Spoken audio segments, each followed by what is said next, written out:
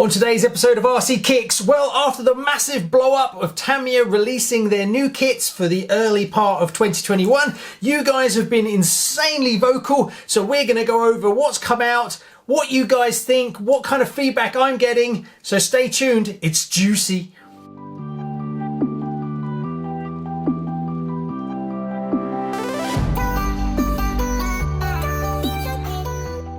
Hi, welcome to RCKicks. On today's show, well, we're going to be talking about the massive releases that have just come out by Tamiya yesterday at 7 AM UK time.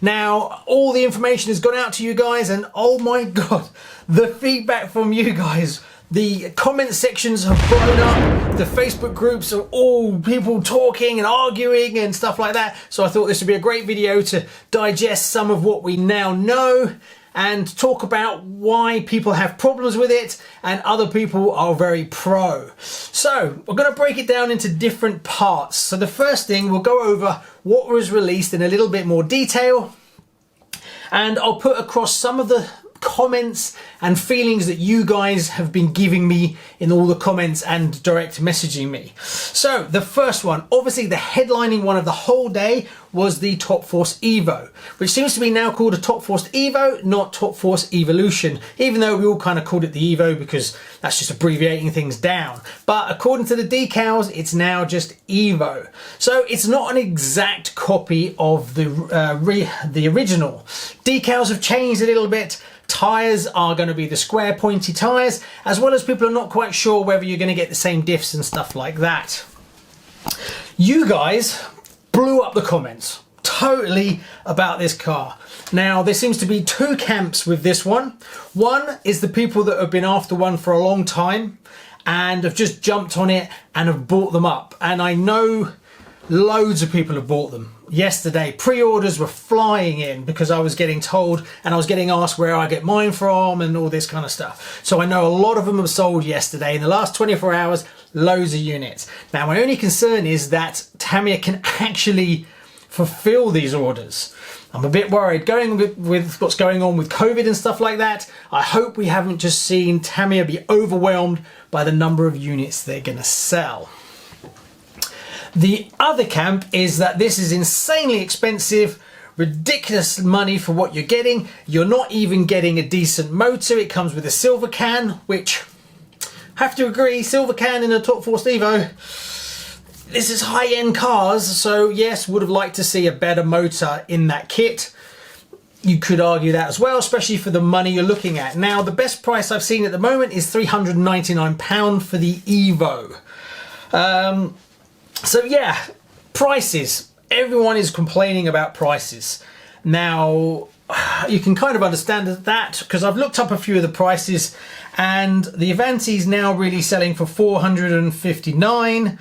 The Evo is $399, and these are not ready to run kits. These are just kits that you will get.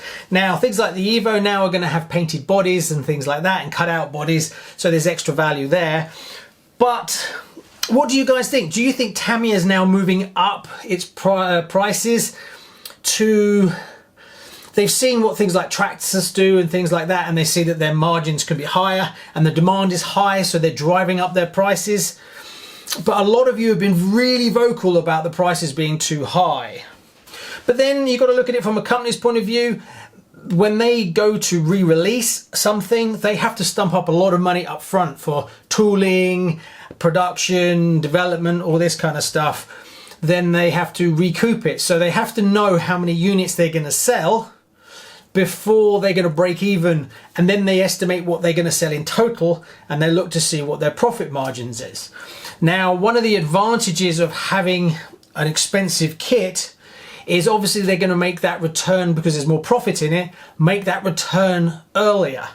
So the risk of them losing money is less because they might only have to sell 1,000 kits instead of 3,000 kits to break even.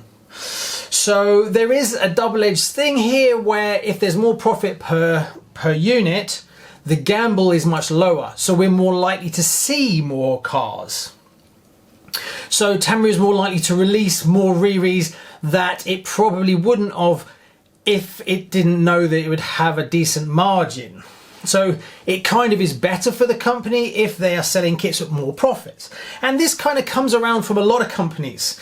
Don't forget Lego, for instance. When Lego was selling to children and when RC cars were sold to children, margins were very low because children don't have money. But of course, as the children that had those cars have now grown up, just like Lego, for instance, and all the other ones, they've realized that they're now selling to an older audience. So an audience that has their own income and can spend more money. So it makes more sense to aim at that market for better margins, which is why you can now buy Lego sets that are 500 quid, that kind of thing. So there's pros and cons to it. The downside is, obviously, there is people that don't have the funds available to buy a kit for £400. I mean, an Avanti at £459 as a roller is a big investment for a lot of people, me included. So yeah, these kind of people get left out a little bit. So of course, it's very easy for them to see it as a very negative thing. But then the flip side of that is that if a company makes profit in one area, it does invest a percentage back in R&D for other areas. Like, for instance, you can get a Grasshopper for £89. Well, there's no margins in that, but they do sell hundreds and hundreds of them. But it doesn't put bread and butter on the table for Tamiya to then release other cars. So you've got to look at it from that point of view. But it's a fascinating one, and there is no right and wrong. Really, it boils down to the market decides. If I'm Tamiya and I sell a kit for £400 and I can't supply them fast enough, I'll put my prices up. If I sell it for £450 and I only sell 10% of my stock, I'll put the price down to the point where, you know, I might even get to the point where I'm breaking even because I don't want to lose money. So it's quite a complicated one, but you guys are super vocal. Yeah, there's a lot of you that are very think that Tamiya are pushing their luck a little bit. I went and I had a look at some of the Traxxas cars. So a Traxxas Slash ready to run now will cost you, with brushless, £449. So you can get a Traxxas Slash fully working, just got to buy a battery and a charger for £449. Or you can get an Avanti for £10 more, but you've still got to apply all your electronics and things like that. So again, I think it comes down to your own personal choice. If you want to bash around a car that you've got no sort of history with or anything like that, and you want to take it out and blast it, jump it, then the Traxxas Slash does make a hell of a lot of sense because it's rugged and it just keeps going and things like that, and you don't have to worry about building it. It just comes, you take it out of the box, you put your batteries in it. But if you have a history with Tamiya or any other company from when you were smaller or younger, there's value to that.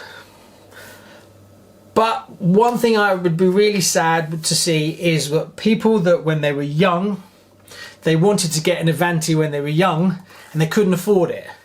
And now they've grown up through their whole life, they've gone and worked hard, paid their bills, you know, paying mortgages, getting up early to go to work, raising children, and then they see that car and still can't afford it. That's really sad. So, you know, what do you guys think? Comment below. Right, anyway, sorry, we kind of drifted off a little bit there, so let's go back to it. Other releases we had the one thing you guys really seem to like was the T02 chassis release, so that was really good. That's going to be on the Opel. But a lot of you guys also negatively commented that the Escort that's coming out is on a T02. Well, buy the Escort body, buy the T02 kit, swap them over.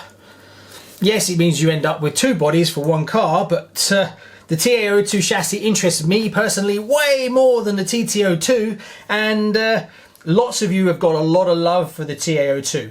And I agree with a lot of what people are saying is that we should probably see a few kits using the T02, and I think we will, purely from a manufacturing point of view, that if Tamiya are resurrecting that chassis, it makes complete sense for them to use that chassis on a few different releases. So we should see that, I would think. But yes, a lot of you are very split about the T02 chassis. A lot of you, like me, are kind of bored of it. But you've got to look at it from the other side, that it is a really good chassis and it's very cheap. So if you're coming into the hobby, you're not going to go and buy an Evo.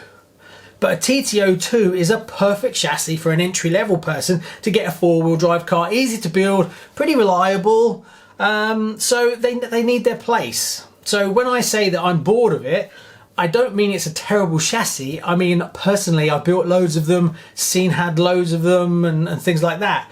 It doesn't mean they don't have a place, because if we go and destroy all the entry-level stuff because we've all moved on, this is not good either, because it means it stops people coming into the RC world, especially with Tamiya. So the Grasshoppers and the T02s and all these kind of things, they still need to be around.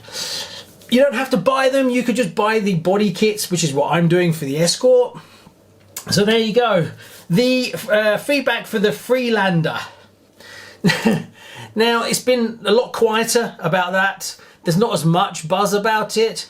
Some of you guys like it because it's quirky and different and really want to know, can you put those Caterpillar tracks on another T02?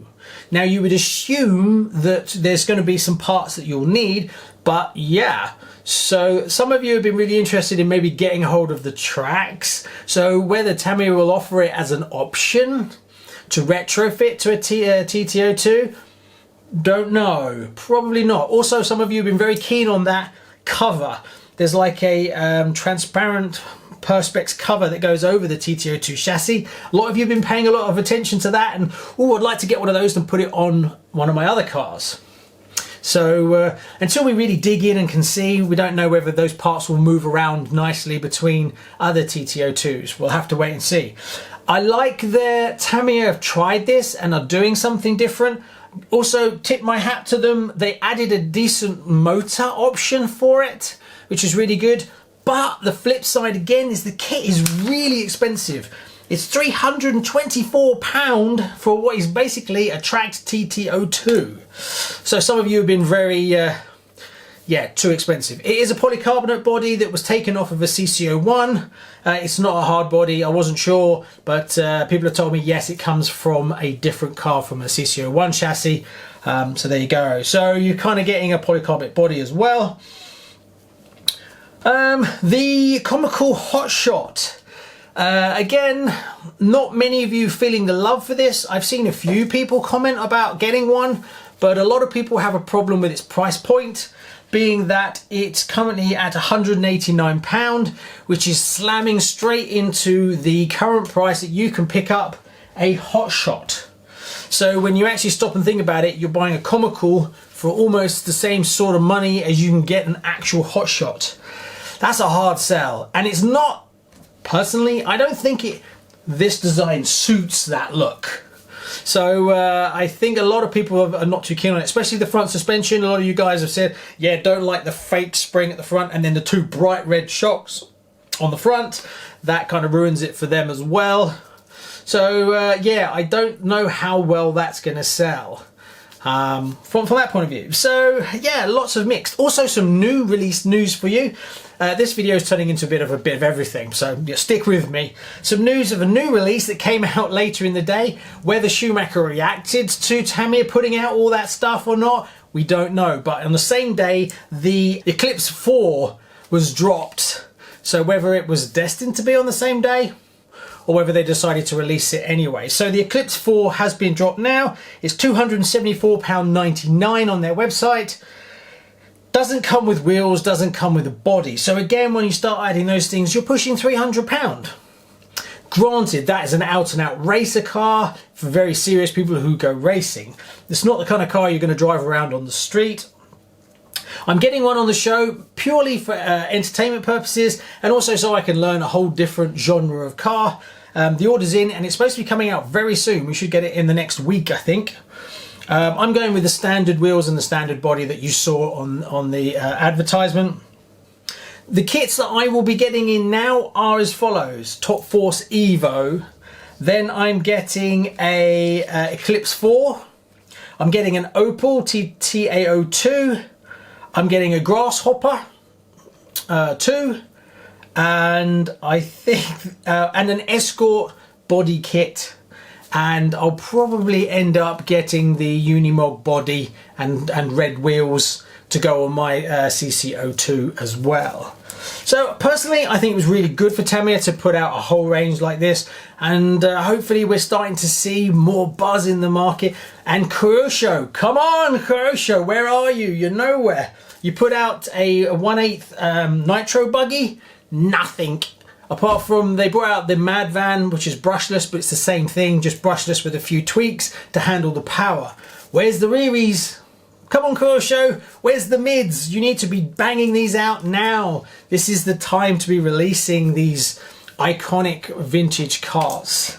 Stay tuned, maybe they will. And Schumacher, still nothing from Schumacher. If you look at their range, they've got all new cars out and they've been banging them out. The ST, the Mission, the Icon, and now the Eclipse 4. So all new kits, no rearies, still no news. Cougar 2000, who knows? Hopefully we will see something from them soon. Please, come on Schumacher, please, come on Koyosho, get on with it. Right, I think that's covered most of random things. Comment below what you think. See you soon.